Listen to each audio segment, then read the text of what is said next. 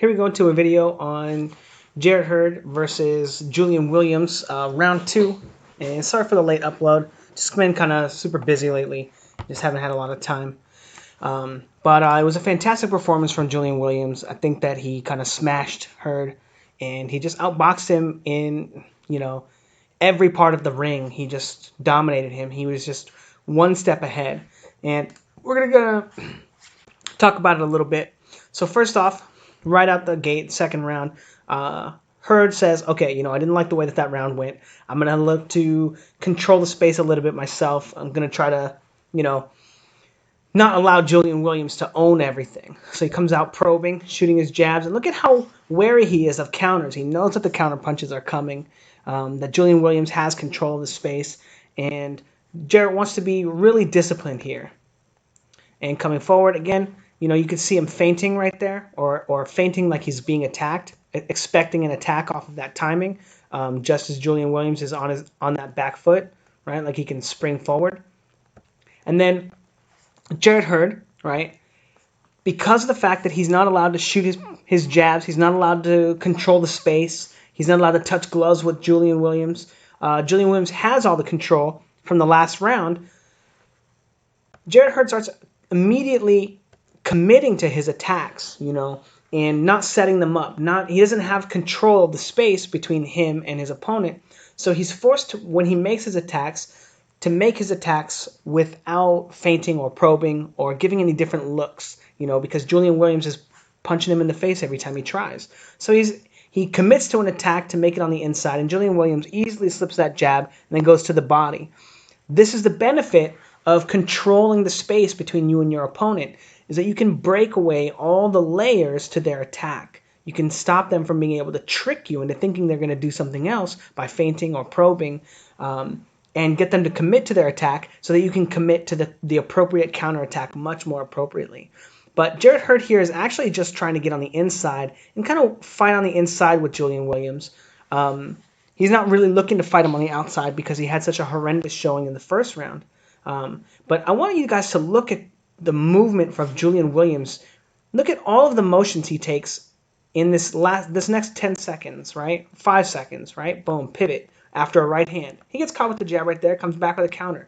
Slips, moves off the line, pivots again, shoots a right hand, pivots, move off the line, roll, hook, right hand, roll, off the line. Like all of this in like 6 seconds. This is a lot of work, you guys. You see what he's doing? That's how you're supposed to fight, And the fact that he's doing it from his core, he's not winging his punches or throwing them, he's rolling, he's turning into his shots and allowing them to go, and he's using his proper body mechanics. It allows him to do this at a high rate because he's doing it the correct way. But anyway, getting on the inside, this is exactly where Jarret Hurd wants to be, right? I think I kind of skipped a couple clips. I'm not sure what happened. But we're going to just start talking about the inside fighting. But look at Julian Williams on the inside here, right? Hurd's trying to body up with him. Hurd's doing the right thing, controlling him with the elbow, right?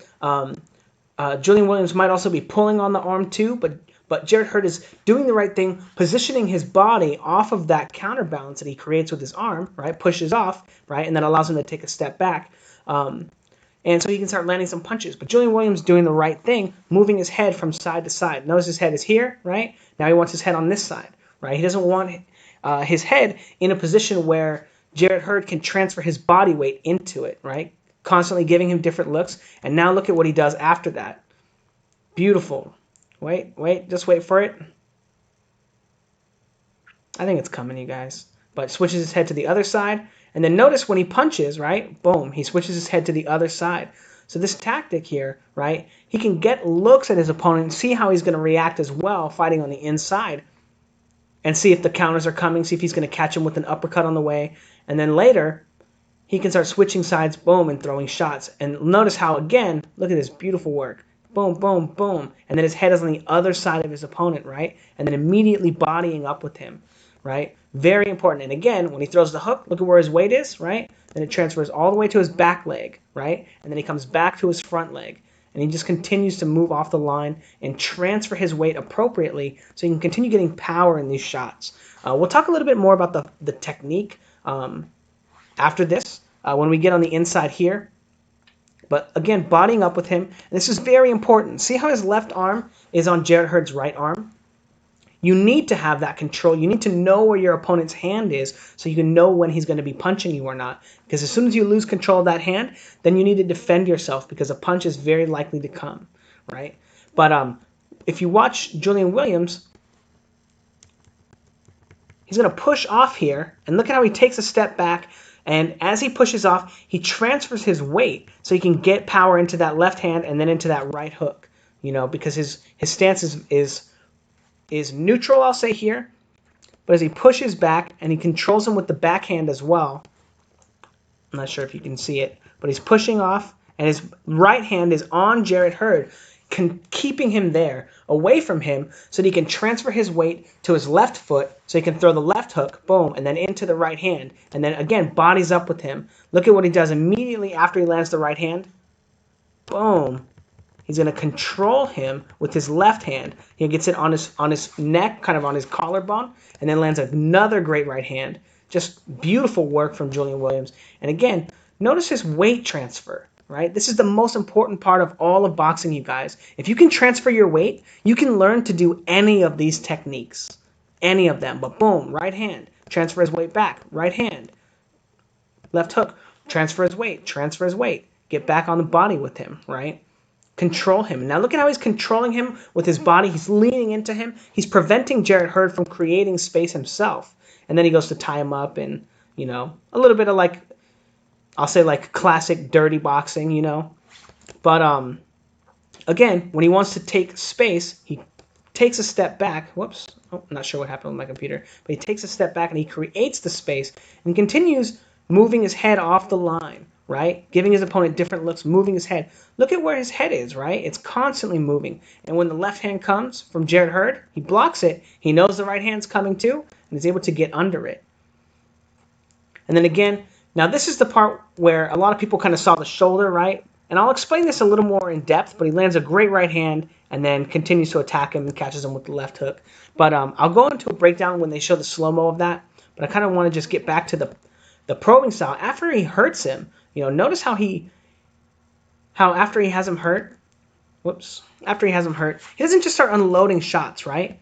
Probing jab. He gets him to move out of position because Hurd thinks that a punch is coming, right? He's like, oh, got to get away from that. And then he can catch him with that little short uppercut, that left hook, control him with his right glove, boom. And keeping tabs on him, right? So you can find him with his punches. Now, this is not the right hand that I'm talking about. It was not that one. It's this one, the shoulder bump. So what I want you to look at is the position of his feet, right? And where his arm is. His left arm right now is around Jarret Hurd, right? He's not going to be able to get that arm out, but he wants to throw a right hand. So what does he need to do in order to throw that right hand? He needs to transfer his weight to his back leg so he can throw that right hand. And although it looks like a crazy shoulder bump, right? It's not really like to be dirty. It's just because he's not going to be able to get any power in his right hand unless he gets his hips back, right? Unless he gets his hips back to throw that right hand. And that's exactly what he's doing. That's exactly what he was doing in the other scenes where he wants to create space. It just looks a little different, right? When it looks a little different here, right? Because he pushes off just a little bit so he can transfer his weight back and then follow it back with the right hand. But that's all he's doing is fighting on the inside, is making sure that he transfers his weight and he can appropriately move around. He's not just moving his head, not just moving his upper body, but he's able to give different looks and transfer his weight so he can, you know, slip punches, throw punches, and keep his opponent off balance as well. Because your weight, like, and that's why weight classes matter like a lot-ish in boxing. I want to say a lot, but I want to say not that much when you're like a great fighter. But, you know, the lower the level, the fighting, the more your weight is going to matter. And as you can see, Julian Williams is probably outweighed by Jarret Hurd by a massive amount. But because he's just such a better fighter, and he understands how to use his weight better than Jarret Hurd does, he's able to get more power in his shots. He's able to do more crazy stuff. And like, again, this scene right here. This one right here, just brilliant boxing, right? And every time, notice, slip, transfer his weight to his left leg, transfer his weight when he pivots off. So he shoots the the jab, and as he's shooting the jab, he uses the jab to realign his shoulders and pivot his weight back. Boom, throws the right hand, and then just brilliant pivoting, brilliant work from Julian Williams. Just a fantastic performance. Anyway, that was most of the stuff that I wanted to talk about, was just his ability to create space, right? Pushing off here, taking a tiny step back, and that's all because of his weight, right? Right, tiny step back, and then comes in with the uppercut, boom. Just great work from Julian Williams. But anyway, I'm not sure if I was clear enough on this video about the importance of any of that stuff, or if it made any sense. But let me know if you guys have any questions in the comments below. Don't forget to like, comment, and subscribe. And stay tuned for the end of this week, you guys. I have some really cool stuff that I'm going to be doing. That'll be the end of this week. So stay tuned, guys.